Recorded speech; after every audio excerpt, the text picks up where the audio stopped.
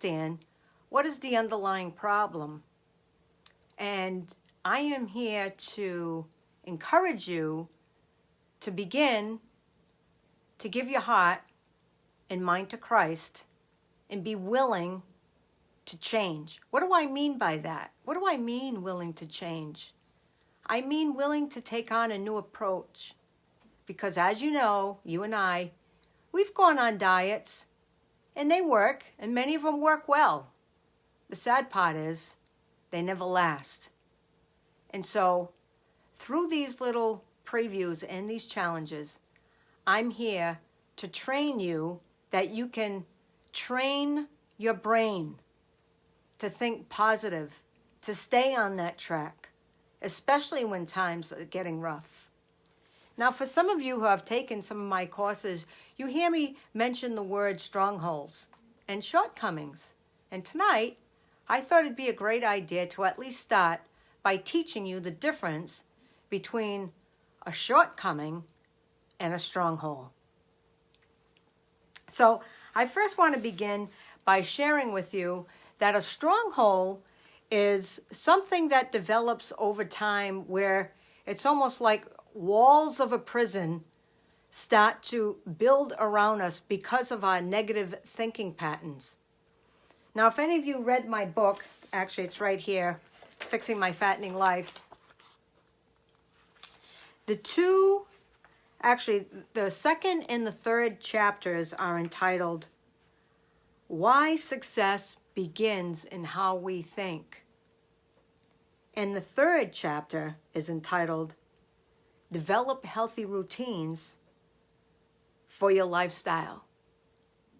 So right there, up front, I'm sharing with you in this book. I don't go into a lot of detail, by the way, but I do explain it enough so that hopefully you get it, that you don't find yourself looking for old ways only to find yourself messing up the old way again and again. So a stronghold is something that develops over time where we actually put ourselves in a prison because of our negative thinking pattern. Again, you've heard me say old ways. So as you know, you hear that saying, right? Can you teach an old dog new tricks? Well, mainly that's what you and I become over time is, we're stuck in our old ways and our old habits and our old patterns, and something needs to come along and break that negative thinking pattern. Okay? So again, a stronghold is a prison. It's something that we create in our own mind, and we keep ending up back inside those prison walls, and we can't seem to get ourselves out. Now, a shortcoming is a stumbling block.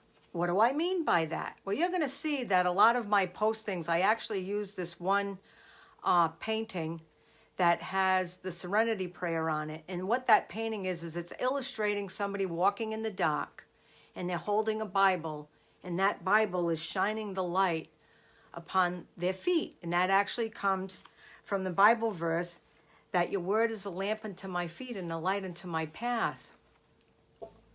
In Conquer Cravings for Christians, I teach you how God's ways and God's light will actually expose those dark areas in our mind and bringing to light His truth. Our negative thinking pattern are lies of the enemy. Now, for any of you that have heard my testimony, I was actually born a 12-pound baby, and by the age of 11, maybe 12 years old, I weighed 180 pounds, okay? And for 3 years, I suffered brutally, constantly being ridiculed and being called name calling. And later on in life, when I got involved in different relationships and those relationships failed, well, I heard a lot of insulting and a lot of remarks that pretty much what we call scar our brains. And so what happens is through life, we end up in our negative thinking patterns, stumbling over these, again, stumbling blocks, being called a shortcoming, because these are thoughts that are coming through our mind randomly and probably maybe even when we least expect it.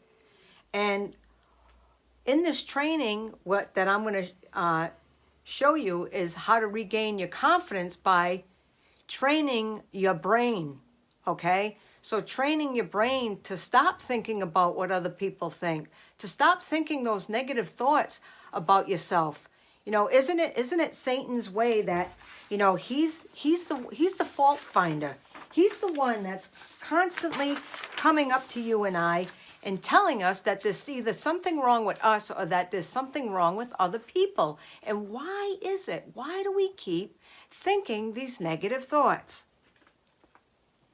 Well, let me share some of those thoughts and what they might be like, because these thoughts have run through my own brain time and time again.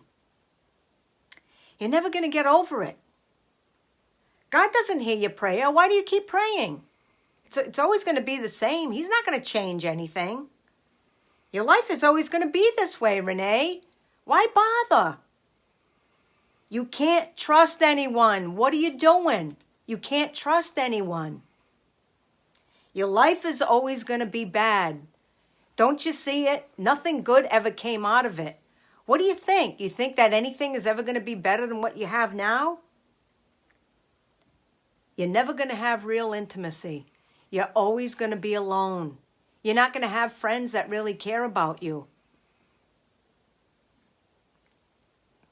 So in some of my videos, I expose the very, very core of my own pain started with rejection.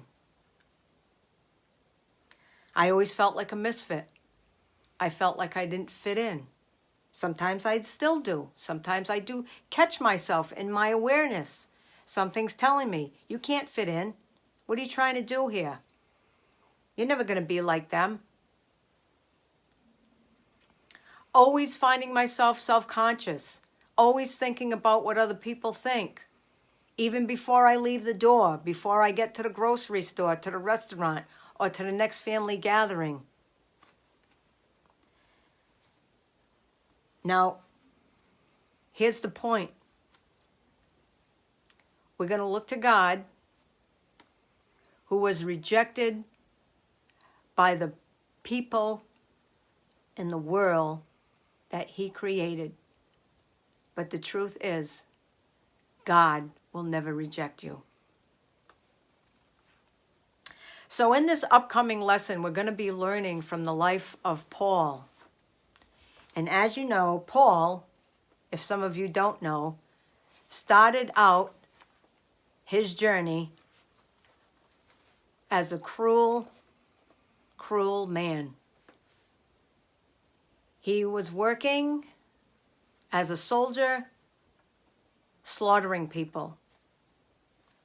And it was God who spoke to him suddenly one day and decided that he was going to pick the most unworthy person, an unusual character. In fact, so strange that people didn't believe him. But when he heard the voice of God, he knew, and he wanted to change, and he wanted to fulfill his calling. And so we're going to be going into the life of Paul, and in his mind, what did he do at certain points of his life to keep going in times of his suffering? And so oftentimes when you and I get to the point of suffering, we just want to end it, right? We don't want to go on. And I can remember as a little kid, when life got so bad and so brutally painful, I wanted to end my life. And again, thank God I had a mother who was open to bringing me to something different. Although she didn't know anything about it and neither did I was willing and I was desperate. And so I'm asking you today, are you willing and desperate to let God work in your life? We're going to learn about the strongholds and how God provides our way to demolish the negative, poor thinking and poor habits that we have developed in our life and apply them to our health, to our Christian lifestyle. And that positive quote said, "No matter where you work or live or what occupation you engage in, negative and undermining forces are constant. But you have been armed with positive thinking that permeates each and every thorny bush within your garden of life." Praise to the Lord. Also, I wanted to read a quick little Bible verse so that you can take this away today and maybe go write it in your journal. And it comes from the book of Ephesians, chapter 4, verses 22 through 24. And we read, "That ye put off concerning the former conversation of the old man, which is corrupt according to the deceitful lust, and be renewed in the spirit of your mind." Praise be to God. And just a little footnote here, it says, as we follow the leading of our renewed spirit, the Holy Spirit who dwells in us, we will develop new habits and new healthy, godly ways of thinking, but it does take some time. Visit me often so I can keep you thinking positive thoughts in exchange for your negative thoughts, and hopefully you'll stay strong in your weight loss journey. Now don't forget, subscribe and click on the link below if you would like to learn 10 strategies and how to stay positive thinking during your weight loss journey.